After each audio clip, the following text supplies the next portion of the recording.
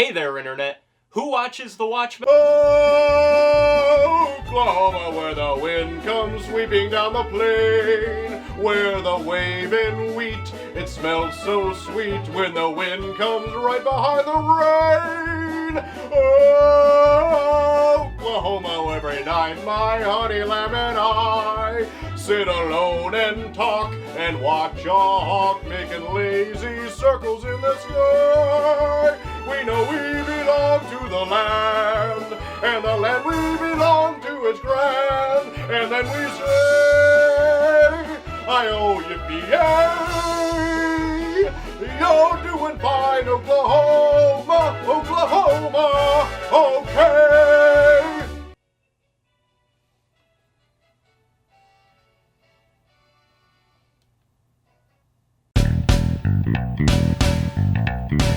Troy, what a wonderful rendition of Oklahoma you gifted us. Thank you, Dave. I'm not going to do a southern accent.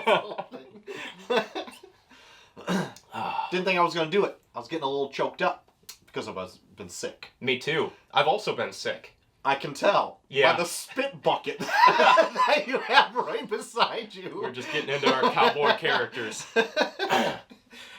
But let's get real if we could. We could. Let's talk a bit.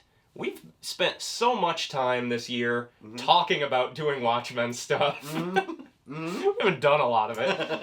But we stretched it out over the whole year. Yep. We wrapped up Doomsday Clock watch. And what a journey that was. What a journey, yeah.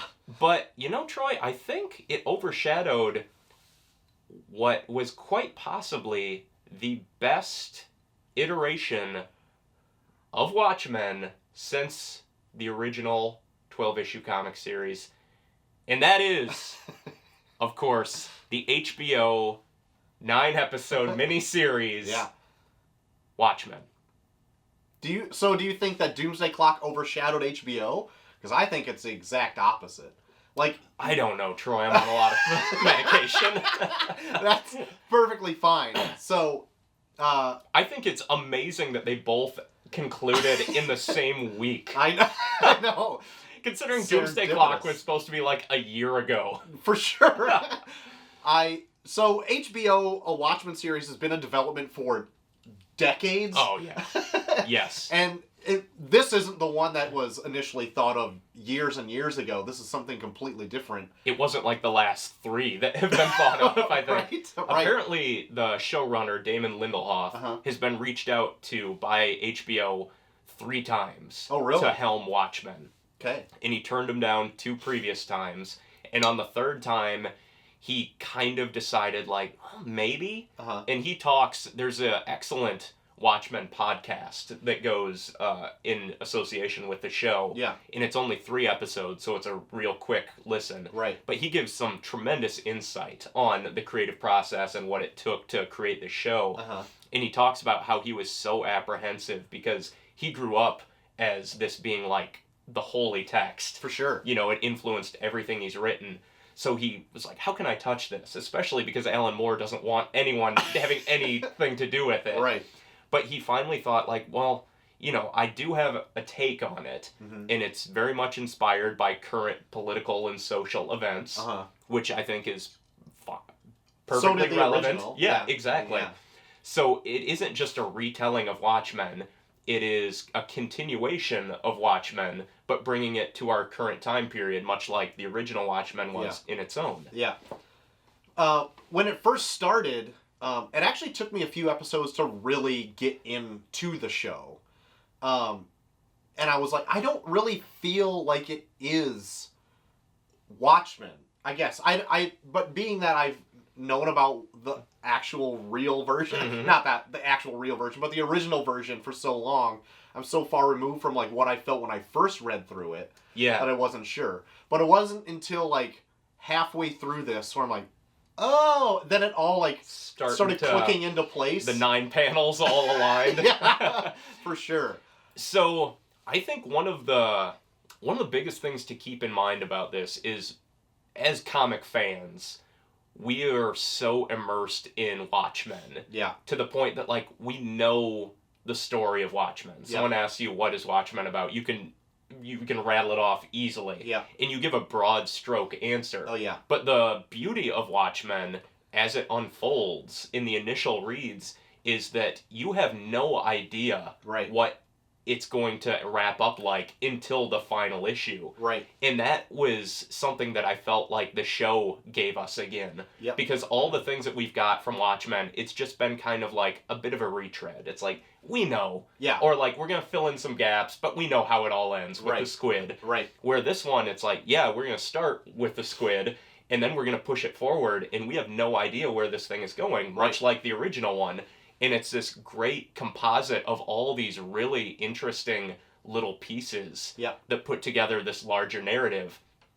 And as it wrapped up, I'm still at that point where, like, as a first-time viewer or experiencer of it, I'm like, I don't know quite what I think of all that. Like, I loved every individual piece, and then as it all came together, I'm like, okay, I think it all makes sense. I think I like it. I'm going to have to experience it a couple more times to really get my final thoughts on it. Yeah. But I think that's great, because that's what I thought of the original Watchmen. Yeah. Where you kind of have an idea of where it's going, but then it catches you so off guard where you're like, whoa. Right. What is this? Yeah. And if you even look at them side by side, they are pretty similar. They both kind of start with a murder and maybe how it happened. Yep. Right down to the blood spatter on a badge or button. Yep. They have kind of similar episodes or issues. Like the Fearful Cemetery issue is kind of like the Looking Glass episode. A little Fear of Lightning. Yeah. Yeah. A little bit like that. Yep. They have like a big flashback. Recap of Dr. Manhattan. Yep. You get to know like individual characters on certain issues. Like each issue in that had like certain character stamps on each one. Yeah. Whereas this one had like a Looking Glass episode. They have a Hooded Justice episode. Mm-hmm. And then at the end, a Laurie episode. Yep. Not to mention the Adrian Veidt story. Which is like a little bit of the Black Freighter type of call out, which is really interesting because the Black Freighter is a metaphor for Adrian Veidt's story in Watchmen. Oh, for sure. And then this is a retelling, kind of like the analog of the Black Freighter, which in itself was an analog for Adrian Veidt. It gets so many layers in typical Watchmen fashion. Even a point where there's a pirate flag. Yes, there's a pirate flag. There's, just the fact that it's this truncated story told through serials at the end of each episode. The fact that he's like this lone survivor trying to return to humanity. Yeah. And he creates an SOS or his vessel to get back using the bodies of his fallen crewmates. Right. So beautifully done. The one thing I would say about the show version of it, though, I wanted to see way more of that than I did in the every time I go and read it in the book. I completely agree. I could watch an entire series on just the Ozymandias. Jeremy Irons was just a vision in this. Yes. They even put him in a comic accurate costume, and it didn't look ridiculous. This was so comic accurate, but it never felt like it pandered to me. Like, there wasn't anything where they're like, well, let's throw this in for fan service. Right. You never got any original Rorschach. Right. The Minutemen were represented, but they were, like, blurred and just out of focus when it was focusing on Hooded Justice. Yep. They were, like, beside him, but you couldn't make out, like, who they were. Right. We did get Dr. Manhattan, obviously, but he played an integral role. Right. No comedian flashbacks. It's very much like, yeah, those all existed, and we acknowledge that, but it's not about them. Right. It's about the legacy of these characters. Yeah. Which is all these new ones that we get. Very much like the original Watchmen was a telling of legacy characters from the Minutemen. Yep, for sure. Oh, my God. The more I think about it, it might be maybe my favorite show of the year. It's easily mine. So, I know somebody asked you on Twitter not that long ago, and forgive me, I can't remember who it was, but they asked, because they haven't dove into it yet, and it was about done, and they asked, is it a fun show to watch? And you said, yeah, it's really great, da-da-da, and then I was like, well, it's not really fun. It's not like... My wife saw that, and she said, not everything has to be fun, Troy! Well, I thought that was the question he was asking, and like, it opens with an ethnic cleansing. It's not super fun. Right. But it is a good show. And it depends It's hard to phrase this. It depends what you enjoy reading. And I'm not saying I enjoy reading about that, but I enjoy reading something that tackles a little bit more, or enjoy viewing something that is saying something, rather than just kind of like mindless entertainment. Oh yeah, me too. For instance, I'm watching The Mandalorian. Yeah. And I think it's fine. Yeah. I think it would be a perfect Star Wars TV show in the 90s. That's what it feels like to me. There isn't anything that's like revolutionary in it, and I don't leave every episode like, oh yeah, it's just like, yeah, let's see the new Mandalorian. Oh, what an adventure. Where Watchmen, like, I'm watching it and I'm like, I'm so hooked. I don't zone out during space battles or anything. Like, I'm just like hanging on every word, and by the end of it, like, I want to talk to people about it and come up with theories and all this. Sure. So it reinvigorated my weekly TV watching. No, I get that. That's fun. Mm-hmm. I don't really like the disrespect you throw towards The Mandalorian. Is it fun, Troy? But I don't know what made them think of doing this in like an Oklahoma setting, but hear me out. Having it tie in. Are you gonna break into song again? No. Having it tie into like this Southern culture, tying in like the musical aspects of it, where some of the lyrics are titles of the episodes. Mm-hmm. Like even Judd is a bad guy in Oklahoma, and Judd is the bad guy, one of the bad guys in this. Oh, really? Yeah. You see, that's an Easter egg I wasn't familiar with. Which there's several in this. Oh yeah, and just like that little aspect of it, they have the musical in the show. Pretty much the entire soundtrack is sprinkled in throughout the entire season. Oh, don't get me started on this on the soundtrack. We'll get there. I couldn't find my Nine Inch Nails shirt. But like just that one aspect of it is thought out and just sprinkled throughout the show, and that's just one little detail. Like everything is so thought out in this, to the point where they tie in like Hooded Justice, his origin. We ready to get that deep into this already? With like the 1921 Black Wall Street like killing in Tulsa. Like it all connects, which is insane. With each other. Like that was a real event that like no one really knows about or isn't talked about very often. Well, it got to open the show with this and be like, oh my. Yeah, it got buried by the U.S. government, so it never got out, and up until like recently, only in the last 10 years. Otherwise, it's been just an ugly rumor of that part of the country. Exactly, and it goes along with like the legacy theme of all these like reparations that need to be paid for these horrible events that just get sugar-coated over. Right, and I like that it is juxtaposed against the book, where the book is very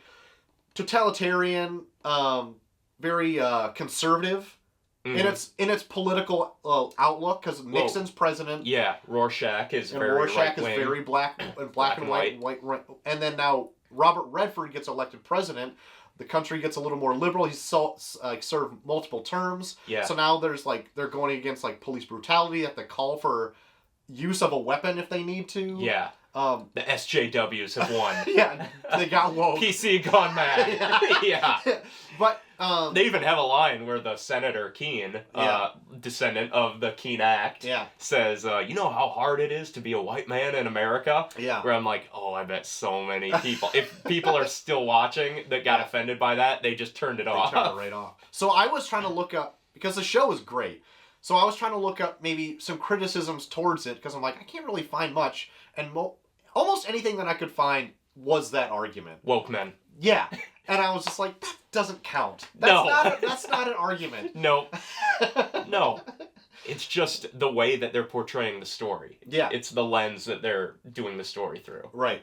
The visual aesthetic of this, I felt, replicated the graphic novel so well. Mm-hmm. You know, it used a lot of circles, triangles, symmetry. Yeah. It did a lot of great, like, transitional fades where it might be a close-up on eyes and then it immediately changes to a church where there's two stained glass windows. Yeah. All these things that just like were parallels that constantly popped up in the story. Yeah. Or in the original story. Right.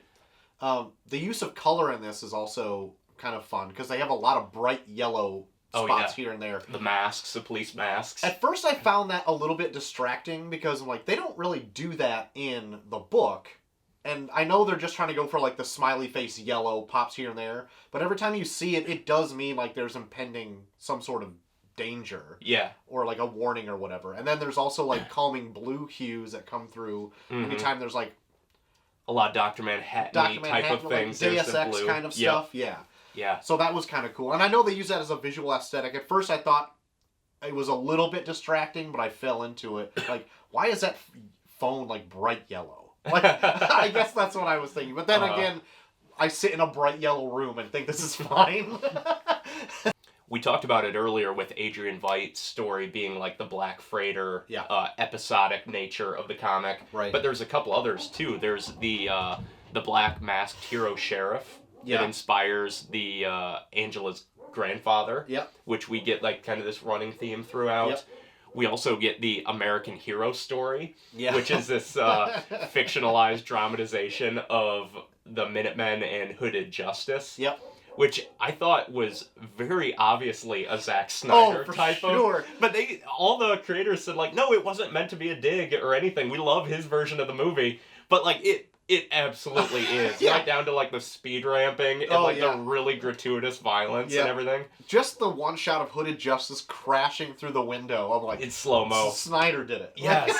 And it's, I mean, that is perfect. Like that is what makes Watchmen so great, is it can kind of provide this little commentary on all these different layers of the mythology. Yeah, I thought that was really fun that this like movie inside the series is like taking little bits of like a movie that's already been made of this already. Yeah. I like that. It was really fun. Yeah. So what was your maybe biggest light bulb moment or takeaway from this? What was the thing that shocked you the most out of this? Well, I really loved that they actually showed the squid. Oh my god, me too. I think, like, I was already really liking the show by the time it got there, but by the time it actually showed it, I think it was the Looking Glass episode. It was. And I was like, alright, I'm fully 100% on board right now. Yeah. They show me the squid, they got my attention. Yep. Yeah. I love that because it gives you a glimpse of it in the first episode when Looking Glass is interrogating that suspect in that weird room. Yes. And you get like the snapshot and you're like, oh shit, is that it? Is that it? They're doing it? Right. And then you just get this full-on glory shot of it. And it's like harrowing. It's like, yeah, that was a 9/11 type of for sure event. They call it 11/2 through this. Yeah. And it's just, my God, props to them for going all in on that. But yeah. Oh yeah. That's the moment I think I was like, all right, they're going for broke here. This is it. This is the show. I think my biggest takeaway, the thing that really stuck with me, was the backstory of Hooded Justice in this. The one character from the original work that we don't have a clear answer on his identity. Yeah. And they're able to provide this great origin story that fits perfectly into Alan Moore's original work without retconning anything, but gives it so much more depth. Yes. And layers to it, where I'm like, oh my God, only something like Watchmen can click like that. Yeah. Like 30 years later, where it's still like working out. That was the one thing that they added to, like, if they're taking this as actual continuity, I would love for this to always be, if they take it and run with it anywhere else, that they never change this aspect of it. Because it works so well. So well. So we find out one of the big bombshells is Angela's grandfather, an African-American man, is in fact Hooded Justice, the first superhero. Yeah.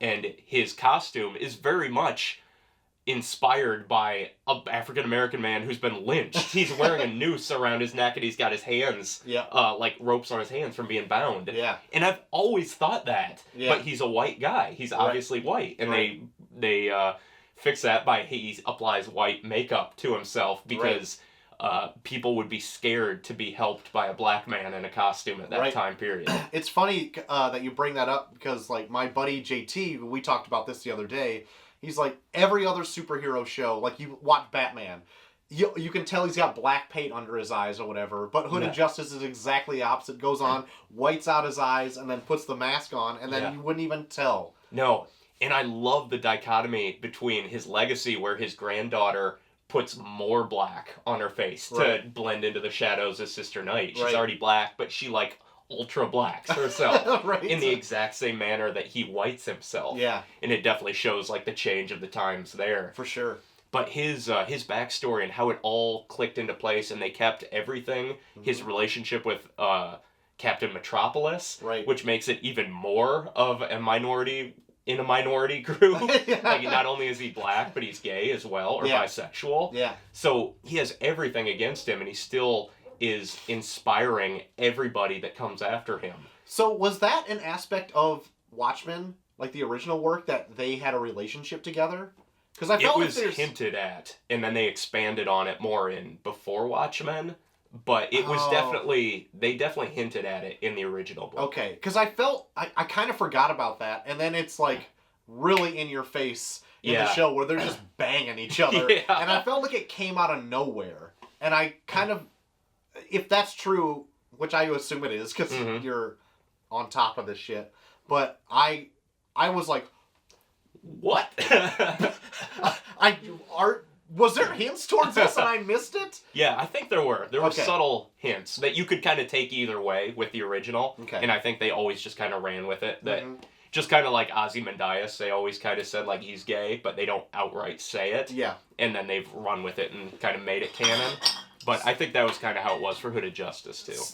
Did you also catch that in this, Ozymandias says he's never actually had sex? Never slept with a woman. He's never bestowed his seed. Yeah. I was like, oh my god, no wonder he's fucking cranky. Yeah. Yep. He's just cranking off into vials all the time. Did you also catch that the origin of Hooded Justice, who was, as a young boy, a survivor of that Oklahoma massacre, his parents put him in a skate vehicle and sent him out, and then he went on and became the first superhero. Was very reminiscent of Superman. Yeah. Like, oh my god. Just firing on all cylinders there. I know.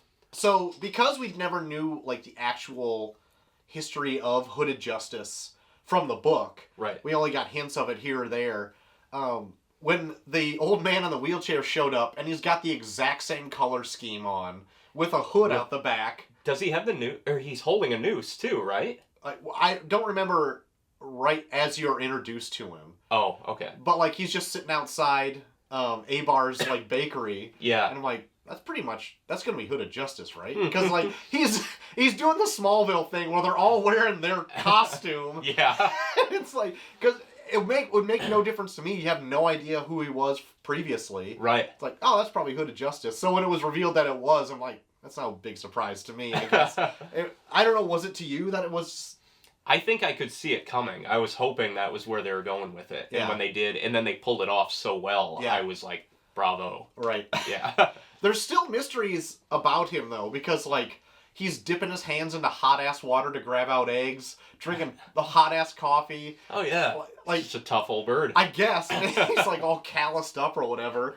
So you mentioned eggs. Eggs is another reoccurring theme throughout this that I thought they handled really well. And it's just, like, this random thing that they decide, like, yeah, this is going to be a running gag throughout the whole show. Sure. So it symbolizes fertility, rebirth, a paradox, chicken and the egg, fragility, and potential, among other things.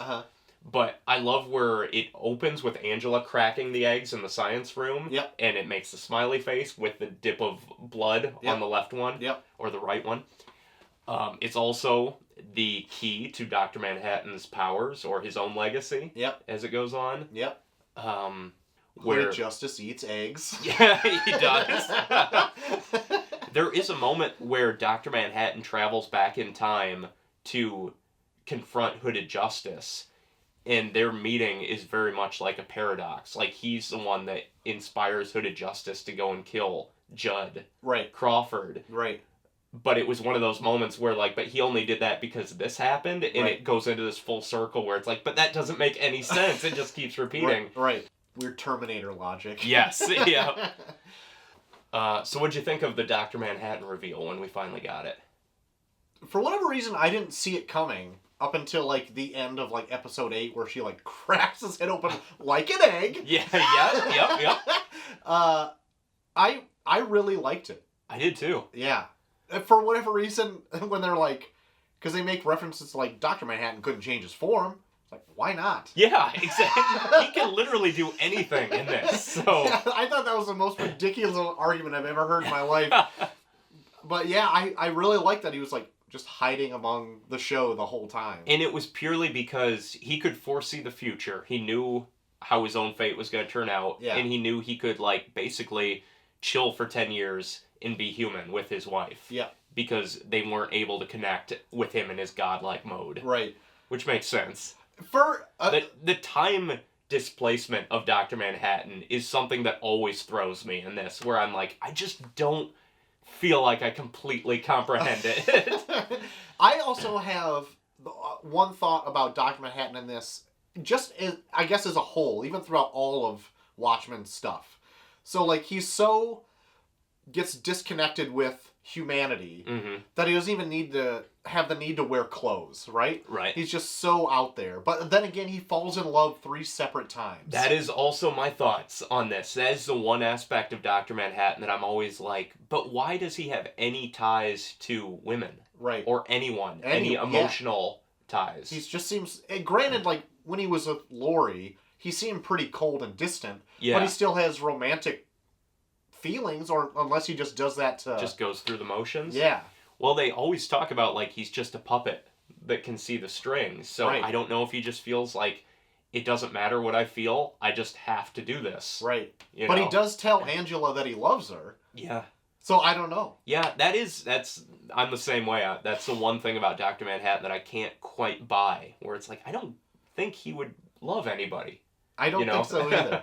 But, I mean, I do like that in every iteration he has this, like, it just seems like he is into Angela, and I like that they start this whole, he even changes his form to be with her. Yeah.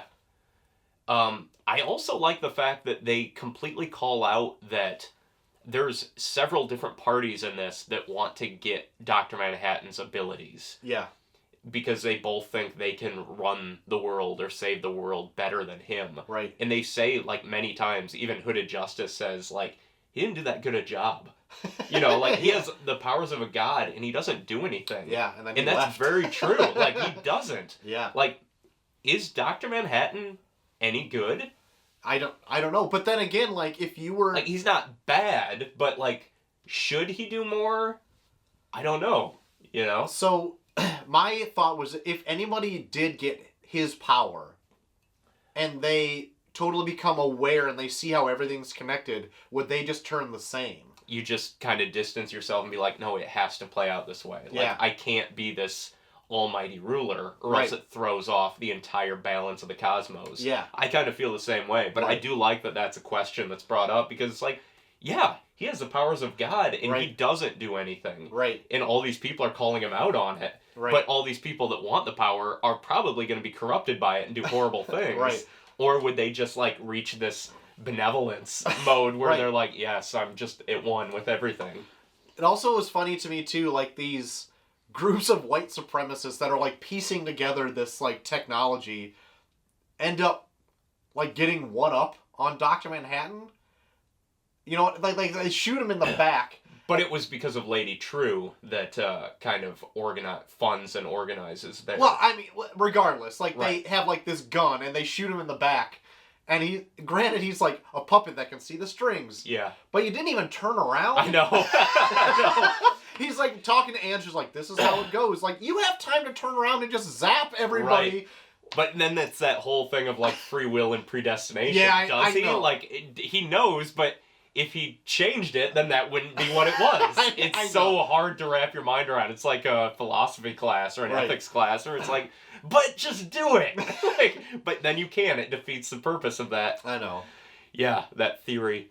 And then we didn't hardly talk about Lady True at all. Like, no, she's Adrian Veidt's legacy, another legacy hero who he cast her off, and she built herself up better than he could ever imagine. Right. Ends up saving him from exile. Right. Yeah, she was a great character too. I thought it was really interesting that in the original Watchmen, it's all white men, with the exception of Laurie. Yeah. And in this, it's black, Asian women. Yeah. And white women. Yeah. With hardly any white men. Right. Veidt is about the only white man. Right. And he's like a relic. Right, yeah, you know? sure, yeah. I thought that was an interesting take, and it's one of those that I'm sure some people are gonna be like triggered by that, but it's like there's nothing wrong with that. It's just telling a different side. Right. We got this iteration, now it's through this lens. Yeah. And it's very like culturally and socially relevant today to tell a story through these people. Yeah. And they were all great in it. For a little bit, I was like, what's up with all the elephants with Lady True? Because even, like, the T is, like, shaped out to be an elephant in her logo. Oh, which I didn't catch that. It's very hard to look at because you just see it briefly, but if you look at it, and you then see, like... kind of calls back to the Gunga Diner. Yeah, original. A little bit. That's true. I didn't put that together. But there actually is, like, a Lady True from history that rode in on a white elephant or something like that. So amazing. I know. And then I love when she's getting the nostalgia pumped out of her. Yeah. It's just going into an elephant. See, that was one thing before I knew that Lady True was a thing from history that I thought was like just a weird Lindelof thing. I did too. I'm like, it must be a lost thing. But it's not. I don't know why she would pump it into an elephant. I guess an elephant never forgets. Elephants never forget. And an elephant in the room. All right, that all works. Yeah. I just imagine, like, maybe other people have stored memories in it as well. Like, maybe that's, like, her way of storing shit rather than, like, a hard drive, a more natural version. Overall, I mean, like, we've barely scratched the surface. Yeah, we would have to do, like, 9-part episode on this to really get into. I really loved it. Like, same. It reinvigorated my love of Watchmen. Something that, like, I've loved for years since I read it the first time in my teens. Right. And every time I go back to it, I'm like, am I going to like it as much as I did before? And I reread it, and I'm like, yeah, it's still great. But it's been about a year since I've reread it. Right. And then I watched this, and I'm like, God damn, like, that same excitement. Yeah. Like, it is a property that, when it's done well, it is so good. Like, better than almost anything else out there in entertainment. Right. I really, really enjoyed the show. It's not, like, my favorite thing in the world, but I would say it's one of the smartest. They did their history. They did everything for every little minute detail corresponds to something in the show. And I have to applaud it for that. Absolutely. Like, granted, do I think it's the funnest show in the world? No! But I really enjoyed the show overall. Me too. Yeah. And that soundtrack, man. Yeah. Oh, as soon as I saw who was making the soundtrack, I knew you were gonna nut. Yep, I did. It's like my favorite things in the world just combined. And it worked out better than I ever imagined it would. It was a great soundtrack. Yeah. For a great show. My God. So, ladies and gents, what did you think of the old Watchmen HBO series out there? Let us know your favorite episode. Let us know your favorite moment. Let us know if you have any criticisms besides Get Woke, Go Broke. Otherwise, I have been Troy to the Max Extreme. And I've been a Ghost Hunter Dave. And we have been Imperius Rex. We'll see you next time. Giddy up, y'all!